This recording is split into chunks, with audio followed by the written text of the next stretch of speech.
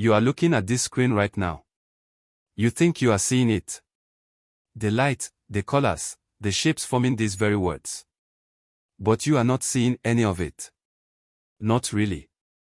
What you call seeing is a story. A story your brain is telling you, right now, in real time, and it is so convincing that you have believed it your entire life. The real answer to what vision is turns out to be far stranger than anyone ever told you in school. Let me show you something that should not be possible. Light from this screen is entering your eye. It passes through a small hole, lands upside down on a curved sheet of cells at the back of your eyeball, and stops there. That is it. That is as far as the outside world ever gets. The light never reaches the part of you that experiences anything. It dies at the back of your eye, and in its place, electrical signals begin to fire. Tiny pulses. Patterns of voltage racing down a nerve into the dark, sealed chamber of your skull. Your brain has never seen light. It has never seen color. It sits in total darkness, in total silence, receiving nothing but electrical code, and from that code it builds the entire visible world you are standing in. The room around you. The glow of this screen. The depth, the distance, the sense that things are out there. All of it is constructed. Inside. After the fact. So if your brain only receives raw electrical signals, how does it know what those signals mean? How does it know that one pattern is a face and another is a wall? The honest answer is that it does not know. It guesses. In the 1860s, a German physician named Hermann von Helmholtz noticed something that bothered him deeply. The information arriving at the eye, he realized, is hopelessly incomplete. A flat, two-dimensional smear of light, full of gaps and ambiguity, could be produced by countless different objects in the world. There was simply not enough data in the signal to know what was really out there. And yet you see a clear, stable, certain world. So where does that certainty come from? Helmholtz proposed something radical for his time.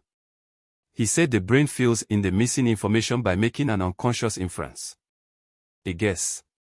A rapid, automatic best estimate of what is most likely out there, based on everything you have ever seen before. You do not experience the guess.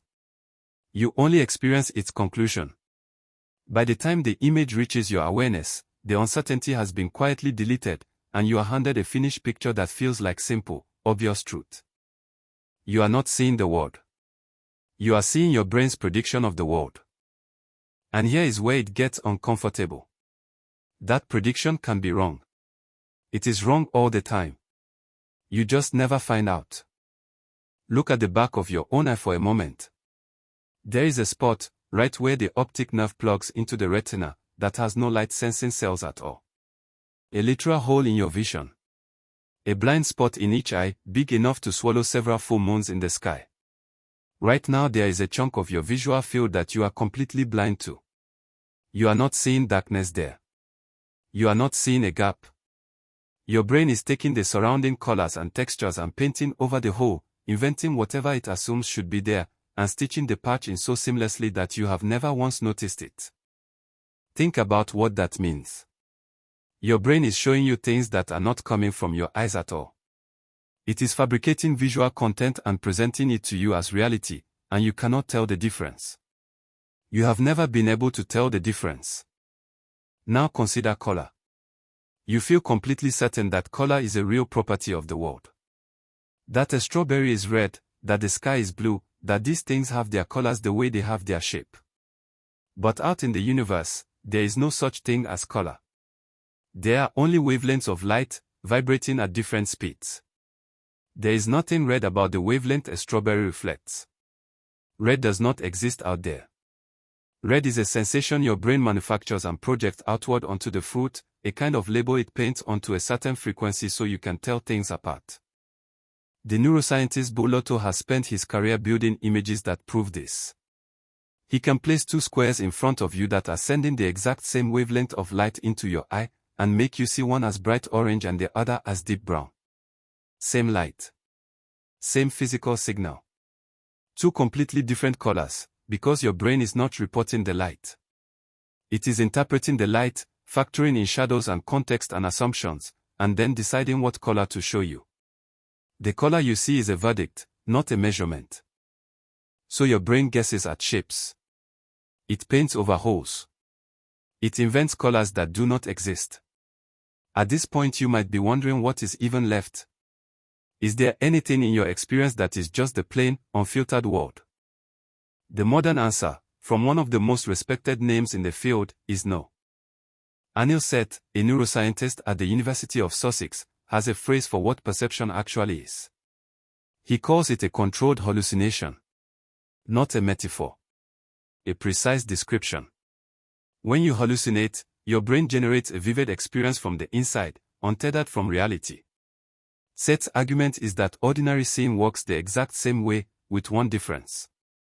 In normal perception, the hallucination your brain generates is gently corrected and constrained by signals from the eyes. The eyes do not show you the world. They cast a vote. They nudge and adjust an internal dream so that it stays roughly in step with what is out there. When we agree on that hallucination, Seth says, we call it reality.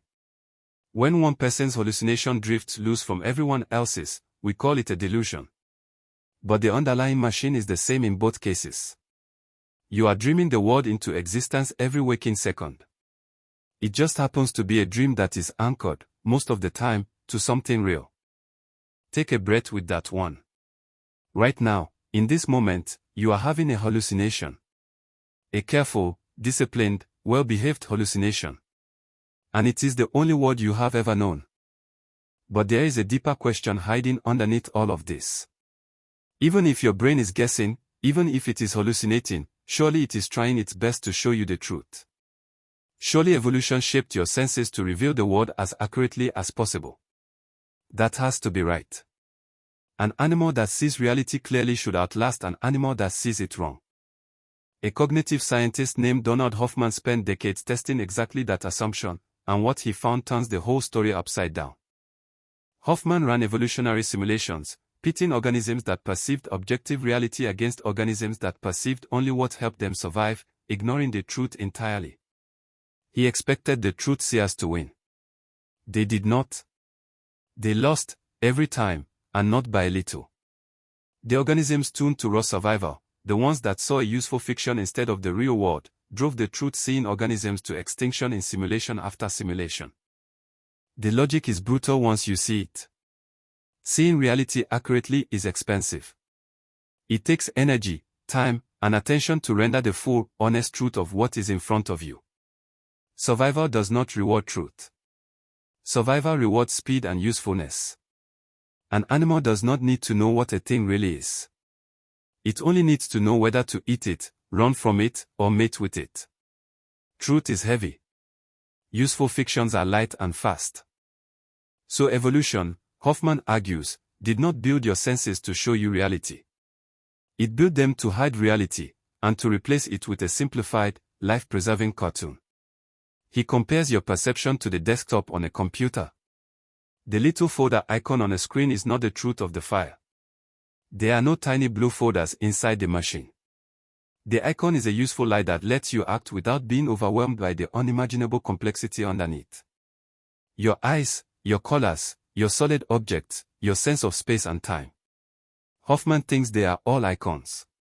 A user interface, evolved not to be true, but to keep you alive long enough to reproduce. You have never seen the file. You have only ever seen the icon. Now lift your eyes from this screen and look at the room you are in. Every object in it, you are now beginning to understand, is a construction. The colors are painted on by your brain. The solidity is inferred. The gaps are invented. The whole scene is a controlled hallucination, shaped by evolution to be useful rather than true, projected onto a darkness you will never directly experience. And the version of the world you are seeing is uniquely yours, slightly different from every other human's, none of you ever truly able to step outside your own skull to check. This is why two people can stand in the same room and swear, with total honesty, that they saw completely different things. Neither of them is lying. They each watched a different hallucination. This is why the phrase "I saw it with my own eyes" should never have been the end of an argument. It should have been the beginning of one. Your eyes are not windows. They are storytellers. And they have been telling you a tale your entire life, one so smooth and seamless that you mistook the story for the word. There is something almost beautiful in that. You walk through a universe of silent wavelengths and empty space and electrical static, and your brain, walking in the dark, turns it into sunsets and faces and the color of someone you love. None of it is out there the way you think. All of it is real to you. That tension is the human condition, written into the very act of opening your eyes. So tonight, when you look up and the sky turns orange, remember what is really happening. There is no orange in the sky. There is only light, and a brain in the dark, painting. You are looking at this screen right now. You think you are seeing it. And now you know the truth. You have never once, in your entire life, actually seen anything at all.